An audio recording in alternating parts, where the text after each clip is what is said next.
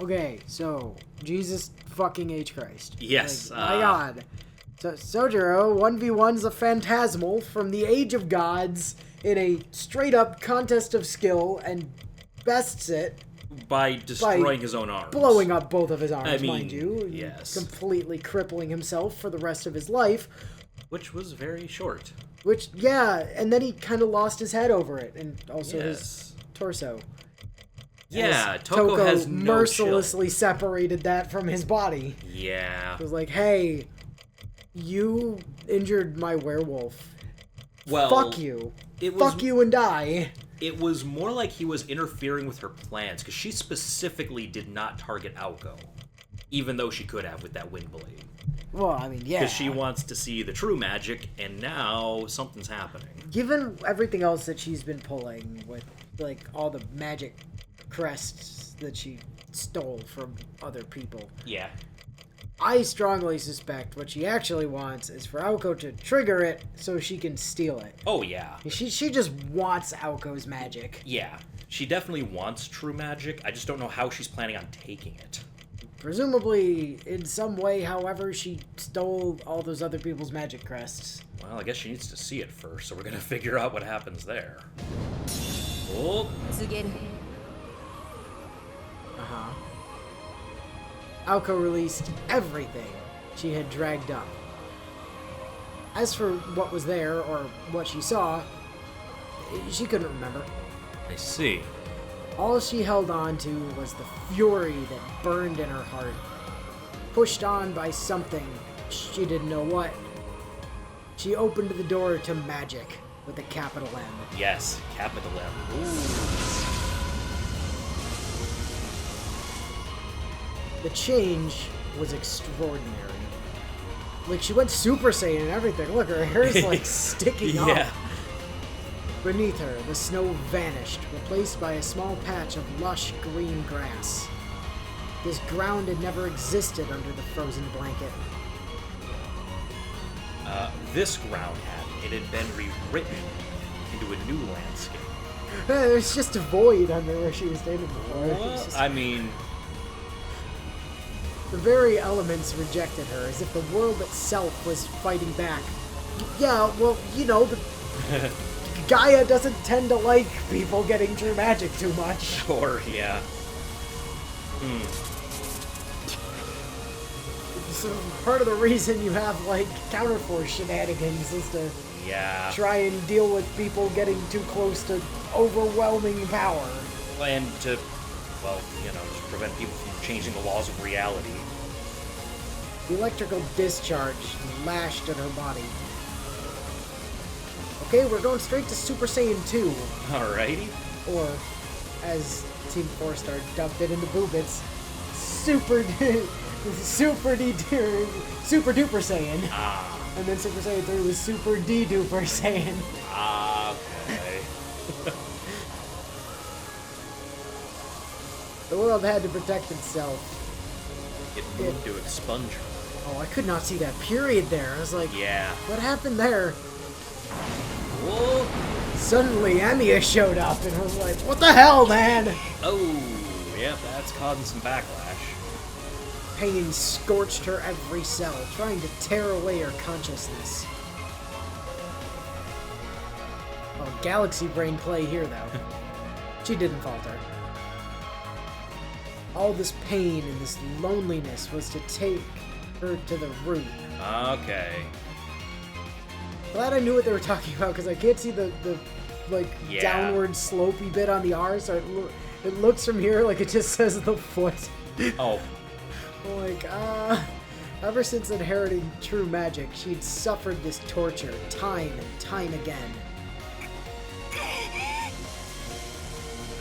She contended against the voiceless protest of the cosmos.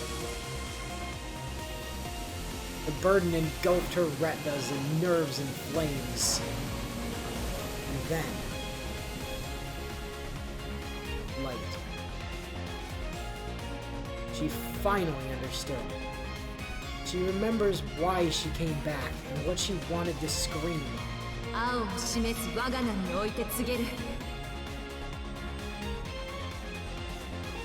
A censoring voice told her to stop. At the edges of oblivion, her hand touched the true form of magic. The snarling red shadow was there, telling her it was no use. So much doubt, so much fear. But such things mean nothing to her. To me. I don't care about a magician's obligations or the destruction of mankind. I'm sick and tired of hearing about it. I only have one reason for doing anything right now. God, I can't believe I'm saying this out loud. Just want to save some stupid mountain idiot who got himself killed!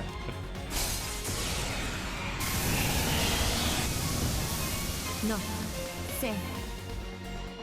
All is not sane, yet all shall be right. A blue whirlwind whisked up around her. Casting aside her doubt and sorrow, the magician played her trick upon the world. Ooh.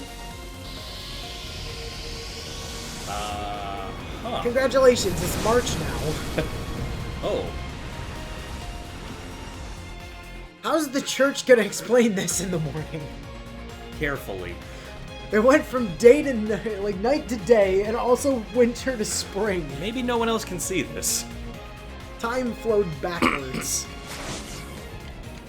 Oh, okay, now it's Whoa. fall. Oh god. Oh god, what are you doing?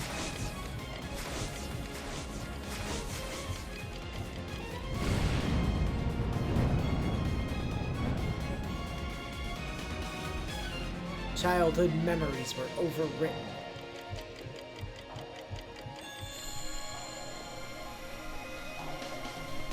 Oh. White flowers appeared as far as the eye could see. Brighter than snow, they rippled like a wave across the world, devouring it. Well, bye-bye, world. Well, they did say it was dangerous. Also, her clothes changed somehow. And her hair. There it is. I'm more concerned about how her clothes changed. She's fine. Wow. 5 timeless words, order has fallen to ruin. What was declared had come to be. In this time and place alone, the fifth magic made itself known. The fifth magic, spontaneous wardrobe change! Oh. In the blink of an eye, the snowy clearing had transformed. A sea of fully bloomed white flowers blanketed the grounds. Only the dilapidated school building and the bare winter trees signified this was the original world. The once cold wind now blew with a pleasant warmth across the landscape. Even the night sky was once again teeming with stars. If one reached out, one could almost touch them. It was a mix of comfort and solitude, quiet enough to carry the sound of insects flying through the air. A scene far removed from the impurity and grief of humans. A world with nothing, yet one that needed nothing. It was his most precious memory. The winter tundra had changed into a spring meadow. Aoko's so-called true magic confused Toko. I would imagine, yes. Sure, it was pleasing to the eye, but she wanted to see something less idyllic. Aoko's spell was clearly no small feat, but the surrounding mana had not changed. Better to be confused, though, than deal with something like Alice Kuonji's flat snark. Yeah, you might have struggled against that one. Unfortunately, Aoko killed that for you. The only changes seemed to be the flower field and Aoko's appearance. Yeah, wow, nice shot. She seemed to have received some enhancement to her physical form, but it would never be enough to match Toko. So you say. 確かに。魔法といえば魔法だが。 Toko, listen. I've seen Type Lumina. Well. Spoilers, girl. You ain't in it. Toko said with a hint of あい annoyance. にくとお互い夢見る年頃ではない。 How? まさかそれで終わりではないだろ。 Well, okay. Aoko began walking through the sea of flowers. But she wasn't heading toward Toko. いえ、これでおしまいよ。私も、あなたも。 Aoko's words sent a wave of unease through Toko. Her sister's voice seemed different somehow. It was mostly the same in pitch, so it had to be the tone. No, that was the same too. Something was off. Could it be... It was then Toko noticed something else had changed. Her hair? Her clothes. Oh wait, not just Aoko in the clearing. The severed body lying at Aoko's feet. It was whole. Corpse reanimation? Wound healing? Rewinding him back to when he was a whole person? It didn't look like Aoko had used a significant formula, and besides, regenerating a body didn't bring it back to life. Since the dawn of time, even true magic has never been able to bring back the dead. But the body of the boy behind Aoko was moving. It was breathing like it was taking a nap. 死者の蘇生が青崎の魔法。いや違う。あれは蘇生というより。 Time manipulation, bitch! Before she could think of an answer, Toko realized what had seemed out of place to her before. Aoko's mannerisms appeared beyond her years. Her appearance had changed ever so slightly, but... Slightly? Slightly. I mean, she's different clothes. Different hair. Slightly bigger booba, probably. I mean, but beyond there had been a change from within. By the time Toko arrived at that seemingly impossible conclusion, Aoko had closed the distance between them. タービン、セット。 Aoko raised her Turbines. left hand to eye level. Oh, I've seen Type Lumina. You might not like this. Toko could see, no, hear the magical energy generating inside Aoko. It was sound Toko had never heard before. Probably a sound. but Probably, yeah. Aoko only possessed single-function, low-grade circuits, no better than any other third-rate mage. So she generated magical energy at a much lower rate than Toko. But this speed was absurd. Moving even faster than the blood pumping through her body. Magecraft could vibrate, but now, how in the hell were the activated magic circuits audible? Even the association had never heard of such a thing. 我が目前に勝利ありき。 Yeah, you better have something prepared. Spurred to action by the sudden dread she felt, Toko hurriedly carved runes into the air. Toko summoned the divine protection of victory, Tear, Wow. to surround herself with a barrier which was further enhanced by her crests. Paying it no mind, Aoko held her arm steady, not moving it up to strike her target directly. まだ、展開。 Aoko commanded herself succinctly. Oh, wow.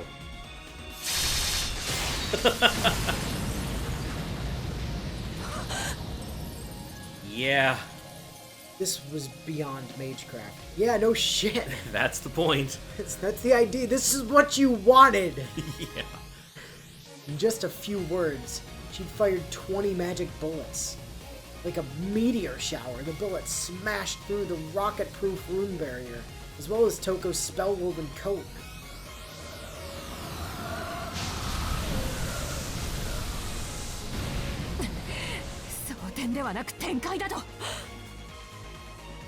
Protective runes lining her coat screamed. They wouldn't be able to take another barrage like that. And she'd already taken internal injuries. She'd loathed to admit it, but Aoko vastly outclassed Toko in terms of raw power. Yeah. Even harder to admit was that her sister probably hadn't even brought out the big guns yet. No. Jumping backwards, Toko drew more runic symbols in the air. In response, her crests burned brightly, but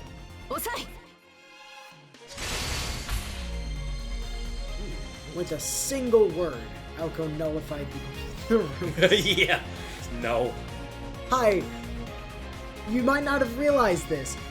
Blue magic. Yeah. I have counterspells, bitch. It's more like true magic is just a higher order phenomenon that just obliterates magecraft on touch. I'd like to believe Aoko's just playing to the color pie. I mean, I wish, but no.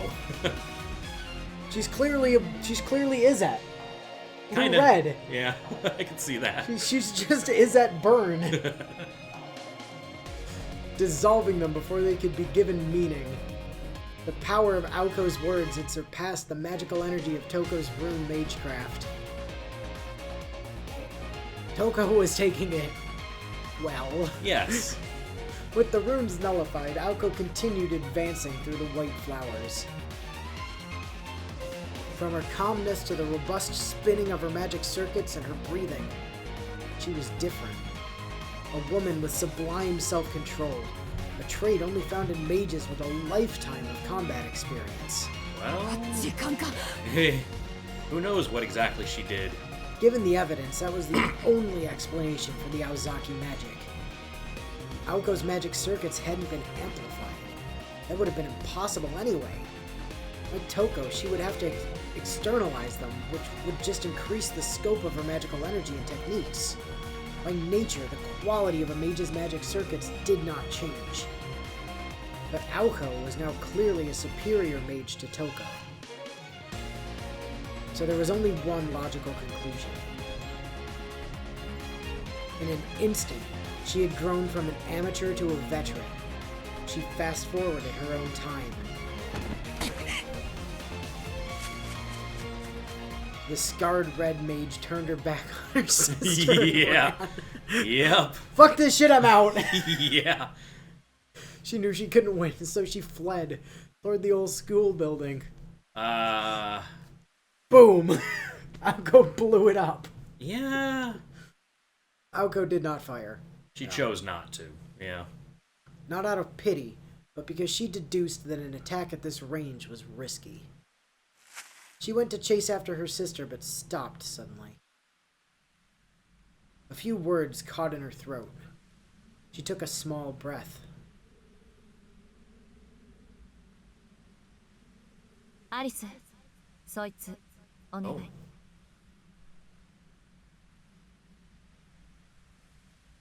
Oh. Alice is up. She said, slightly embarrassed by the maturity of her voice.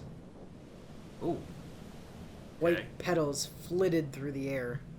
Without looking back, she made after Toko, her long hair flowing behind her. Sure, leave me out of the finale. I see how it is. Well, someone has to watch Sojiro. 俺 Aoko, defend him from that giant dog if it decides to attack again. Well, His eyelids snapped open. At last, Sojiro awoke from his long slumber. Lying on his back, he gazed up at the stars. Somehow she reduced light pollution. maybe, yeah. That's the only way you're gonna see that in a city. Well, yeah. I mean, we are in the mountains, but yeah, the city's close enough by. Something happened. She rewound light pollution somehow. How the hell does that work? The trees around him created a porthole into space. Despite seeing all this for the first time, he felt an uncomfortable sense of deja vu.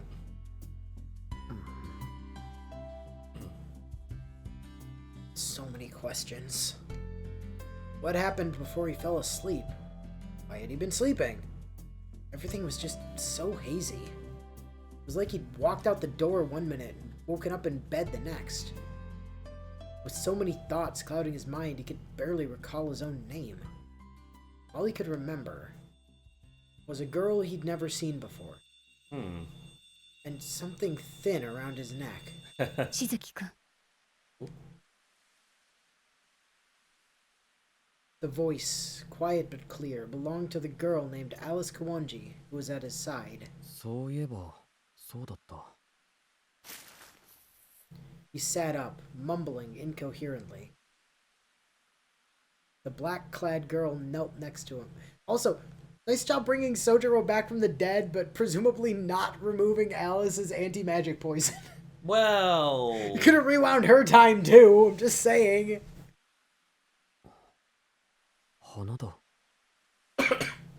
Yes, very good, Sojiro. Flowers. Yeah. Well, yeah. Probably surprised to see them here. He said, paying no mind to Alice. Aw.